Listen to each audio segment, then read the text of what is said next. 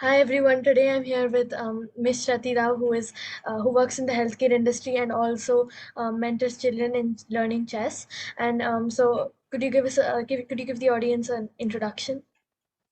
Hello, Panya. I'm basically from Udupi, currently settled in Bangalore, Karnataka. I have completed my post-graduation in Manipal Institute of Technology, Manipal. Currently, I'm working as a product owner in Cerner Healthcare India. Okay. So the first question I have for you today is, how did you first get introduced to chess? If you see the ratio, most of the 90s kids love outdoor games. And back then, we had most traditional games. But unfortunately, I was very lazy kid back then. That's why I was not liking outdoor games much. Uh, at that point, even I was not liking the chess much. Even in fact, even I was not much aware of the moves also. But my little sister, she saw some senior kids playing chess at school, and she wanted to have one for herself too. That's when I remember my uncle got us a board, and then we started practicing together. The later stage, we parallelly playing in tournaments too. Wow, that is some progress, some really good progress, some really good, starting from not even liking chess or knowing the moves to, being so passionate about it. So, after that, what motivated you to be a chess mentor? Well, Panya, I would love to answer this question because today, proudly, I can say that my sister is an inspiration to me. As I told you, we have learned together, we practiced together, and we went to tournaments together. Comparatively, my sister was very much interested, and she made a way to play in nationals every year in her academics. And that's when she became my mentor. And I still remember after her every tournament, she used to come and experiment all those tactics and variations on me. The funny part is that on my tournaments day, I still remember she used to brush up all the openings, checkmate patterns, end games, and putting it all together. My interest in chess started growing, and even I wanted to train somebody like the way she have trained me, and started my journey to inspire people in chess. And here I am today, have become a successful chess mentor. Along with that, I want to mention one more name here. I want to thank Mr. Bharat Devyang, CEO of one of the topmost chess academy, Zugzwang, Bangalore, and his team for giving me an opportunity to grow in chess. Okay, so this is how you motivated to become a chess mentor, and it's an excellent story of how you were inspired and what gave you the idea to become a chess mentor. And what is chess to you, according to you personally? A hobby, a career, or something else? Well, it's everything to me. More, I can say it's a passion. Especially, it involves a lot of emotion from your childhood. I've gained a lot of friends too, and amazing tournament memories. In addition to that, I can say it has become a passion, wherein which it has blossomed the positivity in my life. Wow, that is a very good place to have chess, since chess is a game that improves logical and strategic thinking, and for most who play it, it becomes a hobby or a passion, like you stated. So, how can children who haven't been exposed to an education, career options, etc., benefit from exposure to chess? I have compared chess always with the life. As we know, chess is always about being logical and also about taking a right decision, right? So every player knows there will be always a better moves and a best moves. There could be multiple better moves, but there will be always one best moves that which we have to choose. Applying it to the life here, we get to face many challenges in day-to-day life. So here, decision making plays a very major role.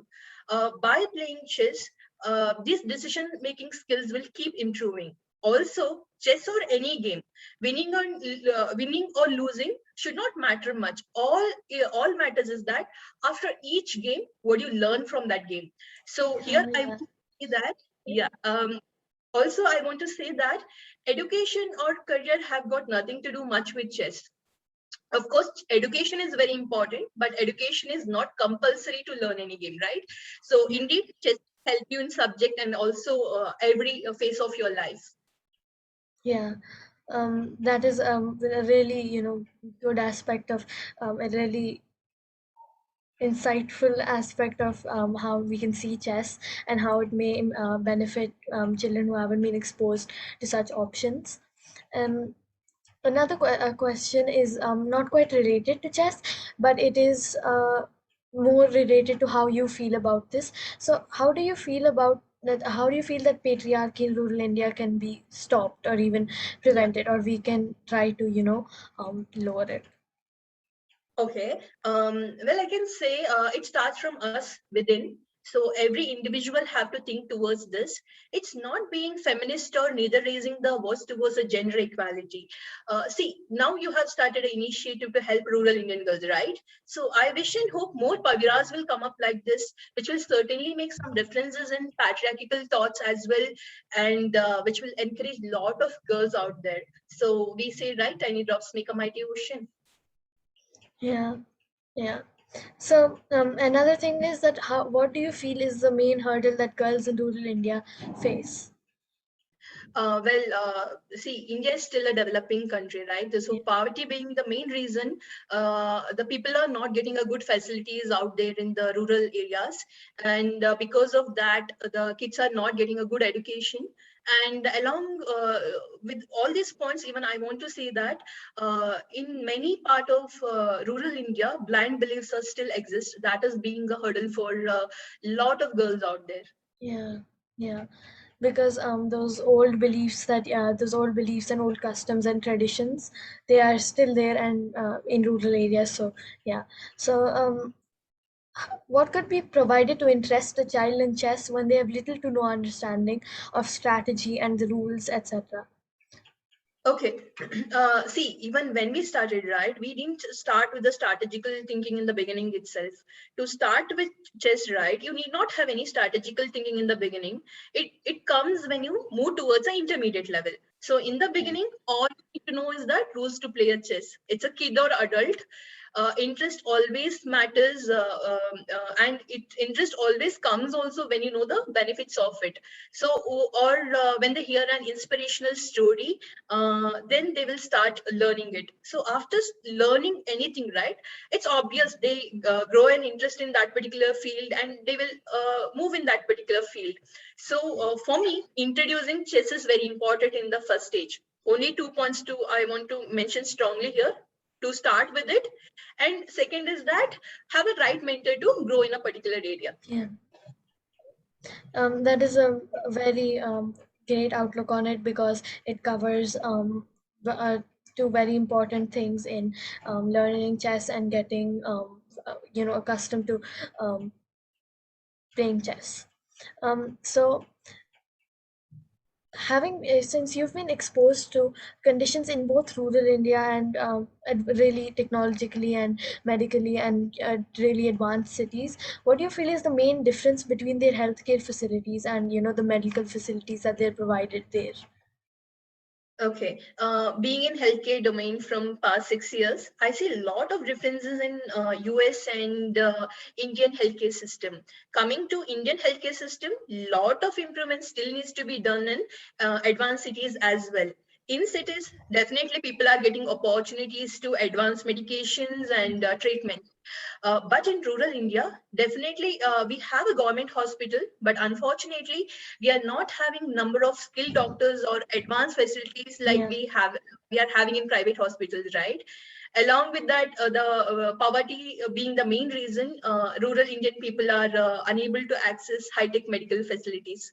And if you ask me how to change that, again, I say that a lot of initiatives have to come in this direction, especially medical students have to work on this. So we know that the lakhs of people are coming out as a medical graduates every year.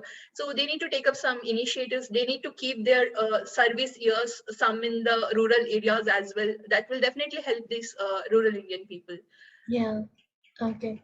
And so since the difference, since that is the difference, then how do you feel that we can change this, or make it or change the poor medical facilities in rural areas to some level near the advanced cities.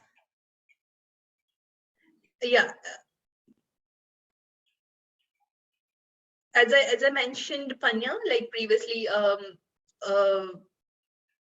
I mean to say, as I mentioned previously, the more initiatives have to come up, and more people have to medical people have to work in this direction. That will definitely help rural Indian people. Yeah. Okay. So, have you ever faced or witnessed gender discrimination? Definitely not in the family side. Though I have come from small town, I have grown up in an environment wherein which girls were brought up in a way which is where they are not lesser than any man. It's not only about my family. Any family, if you consider poor or rich, in the coastal area of Karnataka, if you consider Udupi, Mangalore, Manipal, I say that there is no discrimination about being a girl or boy. Maybe I can say that the percentage is very less. Both have been given equal opportunities. But after once I finished my masters in my hometown, I had to come Bangalore to settle down my career. So here. I had to meet many people from different cities. I could see that though people were well educated, I could sense the discriminational thoughts here. Yeah. So that's like it's not that much of discrimination, which is a good thing. It means that there is not there is not as much as there would have been like years ago, decades ago. So lastly, what is the message you have for children from rural India? Government is providing a lot of opportunities for rural children. Please make use of that. Education is very important to live a better life. So make sure that whenever you have an opportunity, don't miss it out, because once opportunity is missed, you need to wait for a longer time, or you may not get it back. Yeah. So one quick note for all the parents out there. See, whether you're a poor or rich, everybody will have a hurdles in their life. So make sure that your kids will get a good education, so that like your and your kids future will be brighter in future. Okay. So thank you so much for being here. It's been an amazing session, and your answers were amazing. It's been a very insightful session. And anything else you would like to say to the audience? Thank you, Panya, having me here today for this opportunity. Thank you. Okay.